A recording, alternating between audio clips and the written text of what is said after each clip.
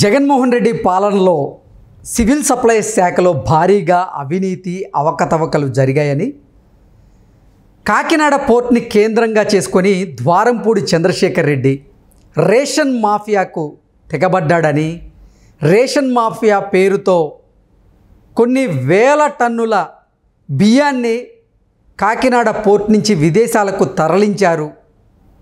దీని మీద ఇప్పుడు సివిల్ సప్లైస్ శాఖ మంత్రి నాదెండ్ల మనోహర్ దృష్టి సారించారు అనేటువంటి వార్తలు ఇప్పుడు సోషల్ మీడియా వేదికగా చక్కర్లు కొడుతున్న నేపథ్యంలో ఈ అంశం మీద మనం విశ్లేషణ చేసుకునేటువంటి ప్రయత్నం చేద్దాం. ప్రస్తుతం మనతో పాటు ఉన్నారు తెలుగుదేశం పార్టీ అధికార ప్రతినిధి సూర్యదేవర లత గారితో మాట్లాడదాం. లత గారు నమస్తే అండి. నమస్తే.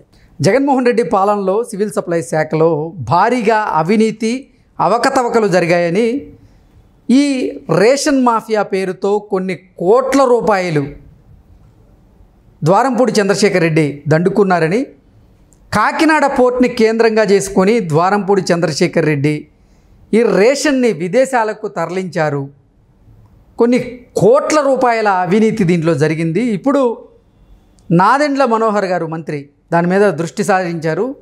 దాంట్లో జరిగినటువంటి అవకతవకలను బయటికి తీసుకొచ్చేందుకు ప్రయత్నం చేస్తున్నారంటూ కూడా కొన్ని వార్తలు ఇప్పుడు మన ముందు చక్కర్లు కొడుతూ ఉన్నాయి. దీని మీద మీ విశ్లేషణ ఏంటి? జగన్మోహన్ రెడ్డి అరాచకాలన్నీ ఒక్కొక్కటి ఇప్పుడు బయటపడుతున్నట్టే కనపడుతుంది. ఎందుకంటే మనం గతంలో చూసినప్పుడు ప్రతి మినిస్టర్కి కూడా వాళ్ళు ఎంత దోచుకోవాలో అంత దోచుకున్నట్టు లైసెన్స్లు ఇచ్చేశాడు. సో అవన్నీ ఇప్పుడు ఏమవుతుందంటే, ఇవన్నీ కూడా ఇప్పుడు ఏదైతే రేషన్ బియ్యందే కానివచ్చు, ఇవన్నీ కూడా ఇప్పుడు కోడాలి నాని మెడకు చుట్టుకునే అవకాశాలు కూడా కనపడుతున్నాయి. అంటే వాళ్ళు గతంలో ద్వారంపూడి అతనికే కానివ్వండి, నానికే కానివ్వండి, వీళ్ళందరూ కూడా ఆ రేషన్ బియ్యం దానిలో ఇన్వాల్వ్మెంట్ ఉన్న వ్యక్తులే కాబట్టి వీళ్ళు అంటే మొన్న ఆయన వెళ్ళి చెక్ చేసినప్పుడు మొత్తం కూడా అంటే సీజ్ చేశారు. అంటే అక్కడ చాలా అవకతవకలు జరిగాయి అనేది ఆయన కనిపెట్టడం జరిగింది. అంటే ఒక నెట్ వెయిట్, ఒక బ్యాగ్ నెట్ వెయిట్ కూడా 250 గ్రామ్స్ తగ్గినట్లుగా కూడా ఆయన గుర్తించి ఇలా జరగడానికి వీల్లేదు, 1 గ్రామ్ కూడా తగ్గడానికి వీల్లేదు అవును అని ఆయన ఆదేశాలు జారీ చేశారు. అంటే ఒక్క బ్యాగ్లో 250 గ్రామ్స్ తగ్గింది అని అంటే మిగతా అంటే కొన్ని లక్షల బ్యాగ్స్ వస్తాయి. అన్ని బ్యాగ్స్లో ఇంకెంత తగ్గి ఉంటుంది. సో ఎంత వాళ్ళు దోచుకుంటున్నారు. సో గోతాల్లో కూడా నాణ్యత లేదు. అంటే వీళ్ళు తీసుకునే అమౌంట్కి సరిపడే బ్యాగ్స్ కాదు. అంటే అది సప్లై కూడా ఎవరు? భారతిరెడ్డి సప్లైనే కదా.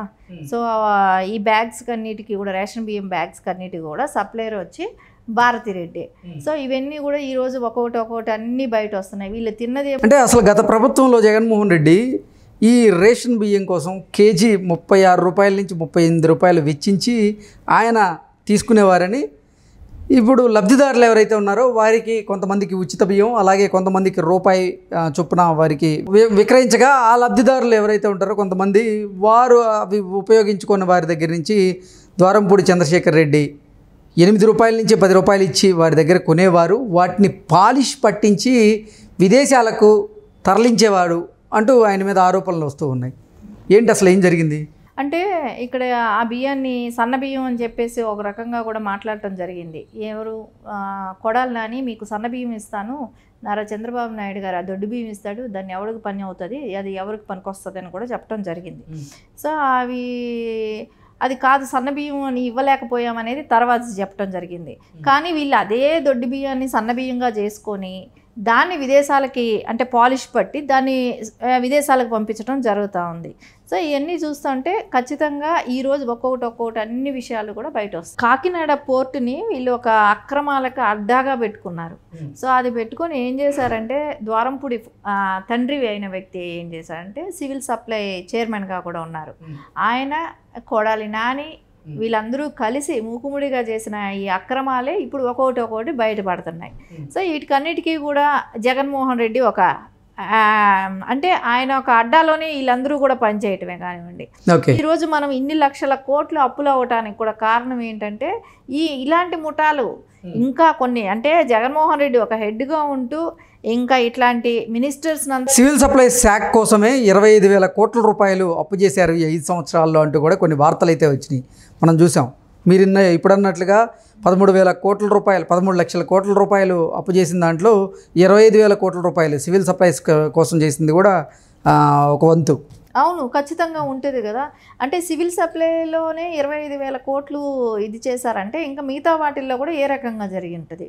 అంటే ఈ రోజున ఇన్ని బయటపడుతున్నాయని అంటే ఈ 13,000 కోట్లు ఈ రేపు ఇవన్నీ మనం కక్కిస్తే రాష్ట్రం అభివృద్ధి ఈజీగా అయిపోతుంది. ఎందుకంటే ఈ తిన్న వ్యక్తులు ఎవరూ లేరు కదా, అంత వైసీపీ నాయకులే. ఆ వైసీపీ క్యాడర్ మొత్తం తింటమే. అంటే జగన్మోహన్ రెడ్డికి కొన్ని లక్షల కోట్లు ఆయన దాచుకోగా సో మిగిలింది ఈ మినిస్టర్లు కూడా తినటం జరిగింది. కాబట్టి వీళ్ళ దగ్గర ఈ రోజు రేపు పొద్దున వీళ్ళ మీద అందరి మీద కేసులు కానీ పడితే కానివ్వండి ఇవన్నీ బయట వచ్చే అవకాశాలు లేవు. అంటే నారా చంద్రబాబు నాయుడు గారు చెప్పారు, ఎక్కడ కూడా కక్ష సాధింపు రాజకీయాలు అనేది ఉండదు, అలాంటి చేసే ఉద్దేశం ఎవరికీ లేదు.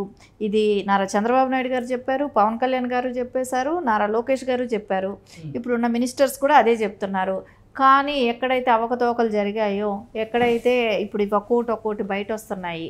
ఇప్పుడు సన్న బియ్యం అని చెప్పి ఏదైతే ఎక్స్పోర్ట్ చేస్తున్నారో వీళ్ళు రేషన్ బియ్యాలు ప్రజలకు పంచకుండా ఇవన్నీ కూడా ఇట్లా మనకు ప్రతి ఒక్క చోట నుంచి ఒక బయట వచ్చేటప్పుడు అంటే ఇప్పుడు మనం వైజాగ్ పోర్టు వాళ్ళు అందుకే వాళ్ళు వైజాగ్లో క్యాపిటల్ సిటీ పెట్టాలి అనే దానికి కారణం ఏంటంటే వాళ్ళు ఆ పోర్టుని ఒక అడ్డాగా డ్రగ్స్కే కానివ్వండి ఇలాంటి రైస్కే కానివ్వండి దేనికైనా అక్కడ ఒక పోర్టు ఉంది కాబట్టి దాన్ని ఒక అడ్డాగా పెట్టుకుని అక్కడి నుంచి పరిపాలిస్తే వాళ్ళకి అన్నిటికీ వెసులుబాటు ఉంటుంది, ఇంకా దోచుకోవటం ఎక్కువ ఉంటుంది.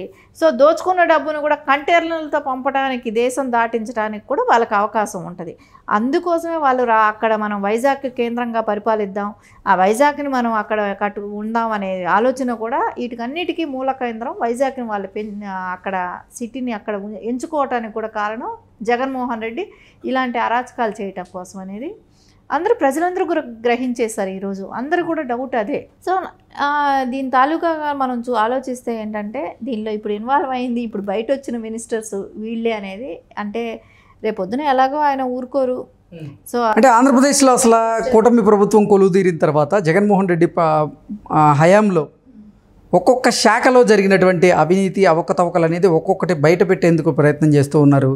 ఆడుదాం ఆంధ్ర పేరుతో మంత్రి రోజా గారు 100 కోట్లకు పైగా ఆవిడ అవినీతి చేశారు, అవకతవకలు జరిగాయి అంటూ ఒకటి బయటకు వచ్చింది.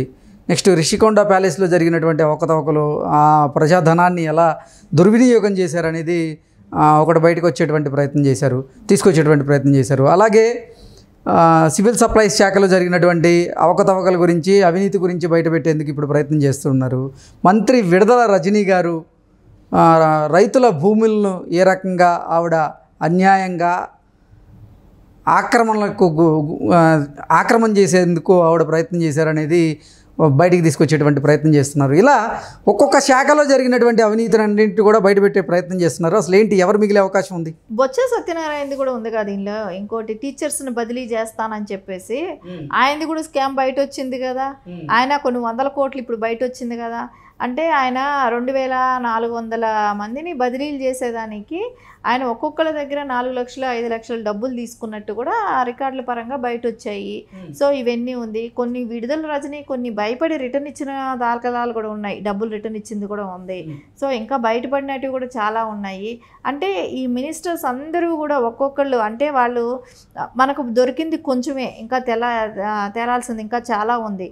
ఈ కొంచానికే మనకి ఇన్ని 100 కోట్లు బయటపడుతున్నాయి. ఇసుక మాఫియా, మద్యం మాఫియా, మైనింగ్ మాఫియా ఇంకా అసలు బయట రాలే. ఇంకా ఇసుకది ఇంకా మనకు అంటే దగ్గరికి వెళ్ళాలి. ఇంకా ఇప్పుడే కదా ప్రభుత్వం వచ్చి 10 రోజులే కదా అయ్యింది.